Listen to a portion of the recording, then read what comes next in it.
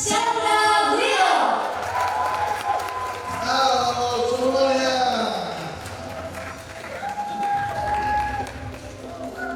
Wah, apa kabar semuanya? Baik. Oke, kenalin saya Chandra Leo, produser, content creator, director. Terima kasih tepuk tangannya. Iya. Jadi sekali lagi saya Chandra Leo dan saya ini gua lu boleh ya, kita santai aja ya, boleh ya? Boleh. Jadi gua Chandra Leo dan gua itu pernah bikin satu orang Nigeria nangis. Nah, ini dia orangnya, namanya Clevy. Nama lengkapnya Clevy Umo. Tapi sebelum itu, kayaknya gue mau ceritainnya nanti dulu karena gue pengen menerima dulu awal mula dari semuanya teman-teman. Nah, jadi gue start bikin video atau konten itu tuh dari umur gue 13 sampai 14 tahun teman-teman.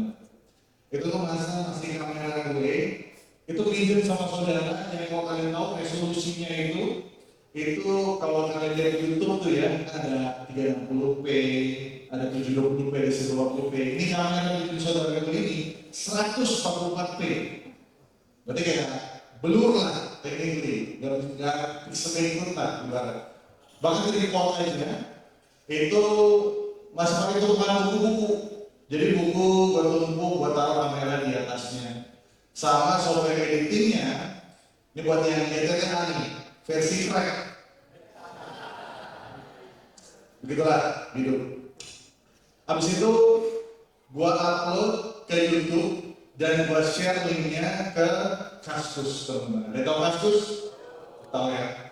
Karena itu cara gua untuk mencoba keluar dari circle pertemanan atau circle keluarga gue ketika gue share video. Karena kalau gue share ke mereka nih teman keluarga pasti pada bilang, wih keren, wih mantap, wih bagus. Kasih kita nyokap gitu kan, wah mama bangga sama kamu. Hancur dengan video apa doang gitu.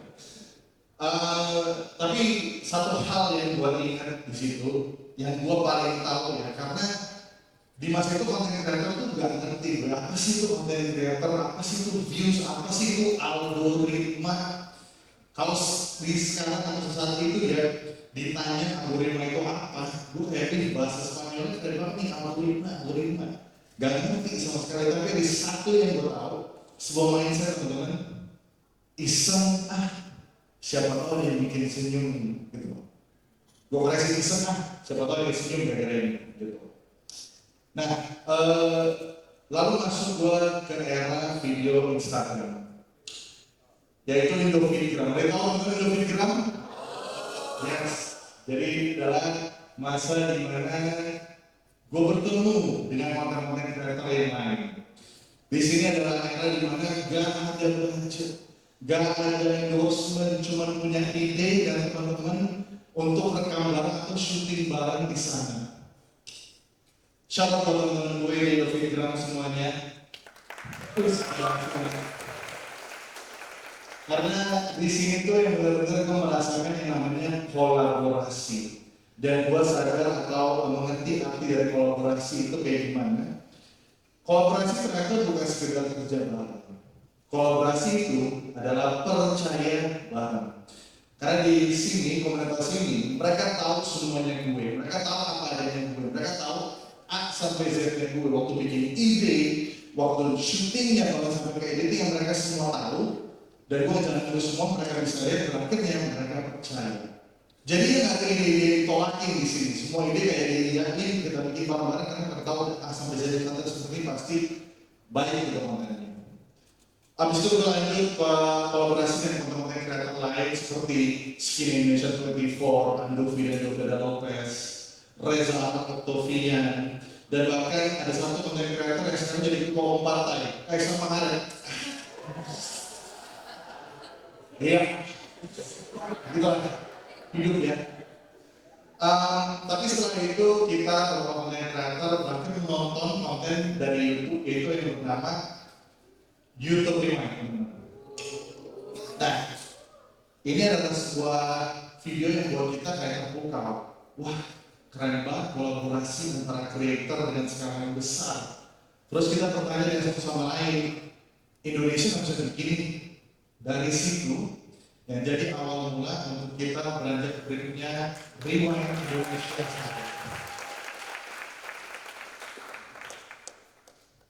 Di sini kita udah jalan cukup lama dengan segala tantangannya ya. Kalau gue boleh lanjut lagi, kita ke next. Ini adalah screenshot dari Indonesia yang paling Indonesia teman-teman. Indonesia 2023. Karena dari segi set, look, wardrobe, dari segi ceritanya juga yang paling Indonesia banget itu tahun 2023. Ada yang tahu nggak kira-kira untuk mengerjakan ini itu depan belakang layar totalnya berapa orang? Coba spill aja kira-kira. Sebelah sini 100 15. Buset, kena kelompok kali. Total pekerjaan di Indonesia 2023 itu ada 400 orang. Kolaborasi 400 orang. Tapi di sini gua mau bahas kayak soal, gua mau balik ke Indonesia 2021. Indonesia 2021 adalah satu achievement kita sebagai content creator membuat karya yang sangat-sangat besar. Di belakangnya ada siapa aja yang kita lihat para inisiatornya? Ada Jovial Lopez, ada Ferry Irwandi, ada gua sendiri Sandrayo, Paulian, dan Yasina, dan juga Raini. Kalian bisa membayangin nggak proses kita duduk bareng dan menuangkan ide untuk berkarya bareng itu? Chaos bro, chaos. Karena semuanya itu punya ide masing-masing, semuanya punya ego masing-masing, semuanya punya idealisme masing-masing. Di sini kita ngomongin bukan orang-orang yang baru gitu loh. Mereka semua sudah punya pengalaman masing-masing dan kita ngangkat diri kita semua untuk bikin sesuatu yang besar. Tapi kita semua harus balance nih. Gimana caranya kita bersatu gitu. Nah di sini gua kasih tahu sedikit cerita private saya. Mungkin teman-teman bisa menangkap sesuatu lah dari sini. Jadi bagaimana gue bisa menyatukan mereka-mereka ini, orang-orang hebat dan dahsyat ini? Itu selalu kita mulai dari awalnya, dan awalnya jadi penting banget karena kita nggak cuma sekedar ngajak doang. Di sini gua yang inisiasi pertama bersama Alio menjadi direkturnya.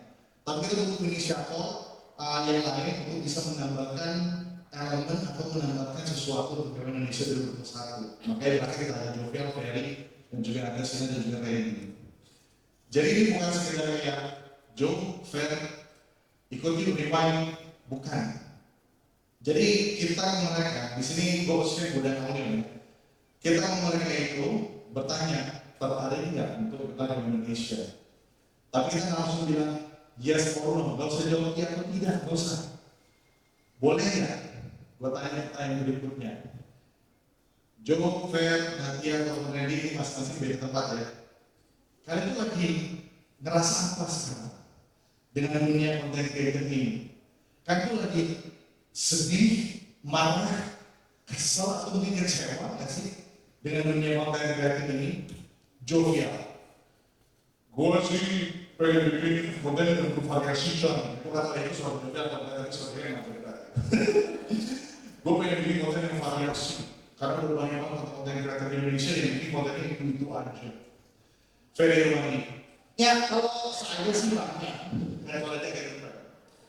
Saya tuh pengen bikin konten yang lebih merakyat. Kita ambil isu-isu sosial, isu yang merakyat banget. Bisa nggak sih? Gitu. Habis itu nanti ada juga ini. Kita mesti ngangkat seni tari. Kita mesti ngangkat tarian-tarian atau tarian-tarian dance untuk bikin sesuatu gitu. Terus dari Aulia dan juga gue, ini kita ngomong berdua. Aulia itu kayak, gue tuh pengen deh ada konten yang mengangkat isu alam tentang hutan Indonesia. Dan gue pribadi, gue ngerasa gue kepengen atau rindu banget untuk bikin sesuatu yang skalanya internasional atau global yang bisa dicap kalau wow ini datang dari Indonesia. Nah, setelah pertanyaan itu, gue tanya dengan pertanyaan berikutnya. Oke, teman-teman, terima kasih untuk sharing dengan perasaan masing-masing, jawaban masing-masing. Boleh nggak Rewind Indonesia jadi tempat untuk kalian menuangkan hal-hal tersebut? Berakhir udah nggak ada iya atau enggak, mereka langsung kayak let's go, ayo kita kerjain. Karena apa? Job desk menjadi Rewind itu sangat susah. Itu kita bisa 2 dan 3 bulan harus ada sacrifice untuk gak dapatkan job yang lain, untuk gak bikin model dulu, fokusnya untuk kerjaan di Indonesia saja. Dan berakhir kita komit bareng-bareng dan kita jalanin bareng-bareng petualangan 3-4 bulan ini menjadikan sesuatu. Gue jadi untuk share satu video.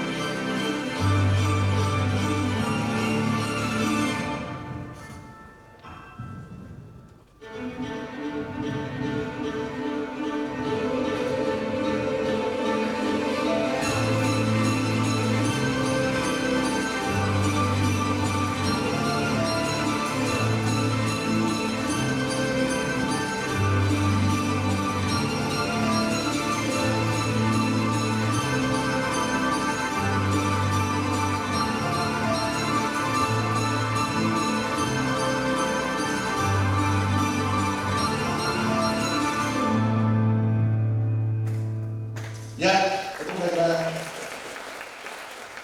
perjuangan kita dalam proyek ini. Kita boleh lihat, ini adalah hasil visual-visual yang kita udah ciptakan, gabungan dari content creator dari berbagai macam platform di tanah air dan juga beberapa public figure beserta dengan set design dan juga music komposer dari Eka Gustiwana dan banyak banget hasilnya kita bisa lihat di sini. Dan berakhir seperti apa kita boleh lihat selanjutnya. Karena semangat itu, karena rasa itu, boleh mundur. Karena semangat tersebut, berakhir Indonesia ini jadi sebuah sejarah, teman-teman. Kalau kalian pengen cari tahu sendiri, boleh. Tapi Indonesia itu secara sejarah menjadi proyek sosial media terbesar di Asia sampai sekarang. Kenapa? Karena masih belum ada lagi sebuah proyek yang menggabungkan berbagai macam content creator dengan production skala sebesar ini. Bisa jadi ada proyek yang skala besar, tapi belum tentu kontribusi content creator terhadap para figur bisa sebanyak itu. Kebalikannya, mungkin ada proyek yang membawa content creator yang paling banyak, tapi skala produksinya belum tentu sebesar ini. Jadi itu yang salah satu achievement yang kita lakukan juga sampai sekarang. Tapi ternyata yang lebih besar dari itu. Kita boleh next. Kita balik ke lagi sekarang. Jadi 1-2 minggu setelahnya gua upload Indonesia 2021, itu gua lihat di YouTube ada yang coba reaksi, ada berbagai macam negara yang reaksi terhadap Indonesia 2021, ada dari Korea, Amerika. Tapi di satu paling unik, negara ini jauh banget, Nigeria. Kalian pilih itu karya Indonesia 2021, dia nonton dari awal sampai akhir, dia senyum, dia ketawa, dia sedih dan berakhir nangis. Levi ini dari Nigeria, dia nggak ngerti bahasa Indonesia, dia nggak tahu ada siapa aja di Indonesia. Kalau di sini kan pasti ya, bang, lidah bahasa saudara mana bang, bang akan itu mana bang, gitu kan. Levi nggak tahu siapa, dia cuma melihat dan menikmati aja, nangis. Di situ gua sadar satu hal, kolaborasi itu bisa menemui, kolaborasi bisa melewati batas dan juga menembus batas, bahkan tanpa bahasa. Dan di sini gue juga melihat juga apa yang dia ngomongin di sana. Dia mau ngomentarin soal kebersamaan kita. Dia mau ngomentarin soal bagaimana proyek ini bersatu dengan kolaborasi. Dia bisa merasakan itu.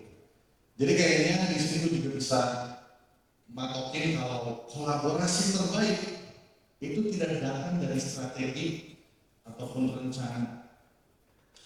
Kita boleh next sedikit. Mundur. 1. Oke, boleh next lagi. Maaf. Kolaborasi itu tidak datang dari rencana yang terbaik ataupun plan yang terbaik, strategi yang terbaik. Kolaborasi terbaik datang dari rasa.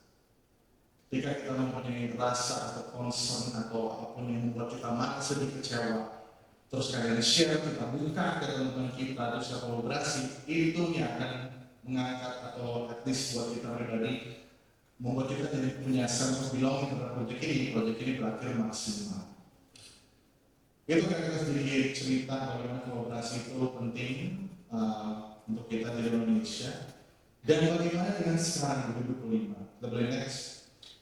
Kita sekarang di era hyper individualism, di mana setiap kita tuh di masa yang punya audiens sendiri, punya dunia sendiri, punya niche sendiri, dan bisa sukses sendiri, which is itu keren.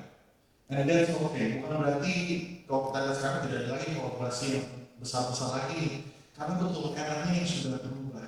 And that's okay. Itu keren. Dan jadi di sini poinnya adalah kolaborasi itu bukannya mati, bahkan berubah bentuk. Kita next slide. Kolaborasi itu tidak akan pernah mati, hanya berubah bentuk aja. Sekarang kita di era berkolaborasi dengan cara seperti apa? Tidak lagi kolaborasi dalam bentuk yang tampil bareng, enggak. Sekarang kita di era berkolaborasi dengan bentuk mentoring, educating, sharing knowledge, bahkan support kreator satu sama lain dengan membuat konten atau berkarya dengan bentuk yang baru. Ini gue mau kasih contoh. Jadi ada satu video yang gue coba bikin, di mana video ini itu berawal dari gue melihat bagaimana concern para konten kreator mencoba membuat konten, tapi entah tidak punya percaya diri atau tidak punya fasilitasnya. Gue bilang sama mereka, DM masalah kalian, gue coba bantu wujudkan kontennya seperti apa. Kita lihat video ini.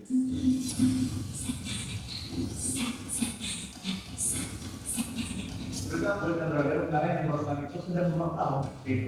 Jadi beberapa bulan lalu kita sudah mengadakan program kegiatan sosial yang sudah masuk di sederhana sokat. Saya mengerjakan for inspiring me to do it. Dan Catherine adalah orang yang inspiring terus. Catherine ini adalah seorang beauty content creator. Tapi dia cerita belakangan ini dia lagi struggle dengan operator isu. Karena dia exposure dari mata publik itu secara langsung nge-press selalu tampil sepenuhnya. Ada yang harus saya menurut harus menikmati proses berkarya. Hal ini yang sempat bikin dia berhenti upload konten berbulan-bulan. Hasil berarti memutuskan untuk membantu dan mendukung Catherine untuk comeback membuat konten. Gua harap video sekarang ini bisa menjadi confidence booster bagi dia. Sekaligus menjadi karya manis di tanggal 10 Agustus ini karena ini hari ulang tahun ini. Tapi betul.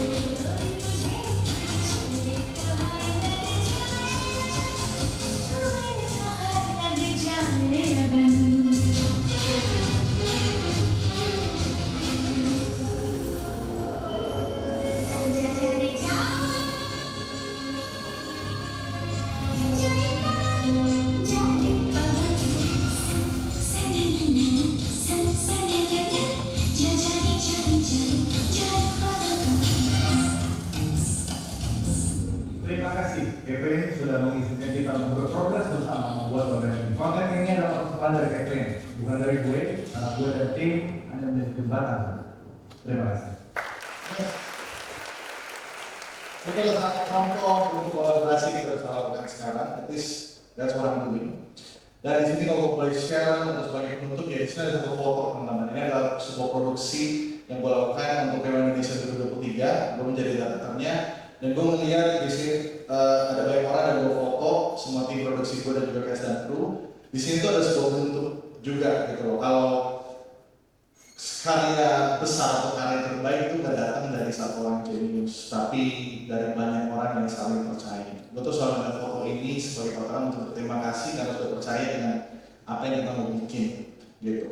Jadi gak ada di Indonesia bisa terwujud tanpa ada orang yang rela seperti ini, Flavie umum nggak bakal menangis kok. Dia tidak bisa merasakan energi kolaborasi kita.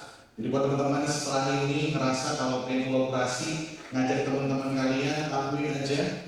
Karena nggak ada yang sempurna teman-teman. Yang paling penting di kolaborasi itu adalah kita punya rasa yang sama, terus saling percaya dan keberanian untuk mulai. Terima kasih teman-teman, itu aja dari saya Mario.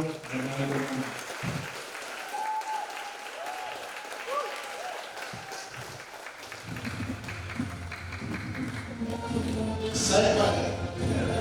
Stay di sini. Stay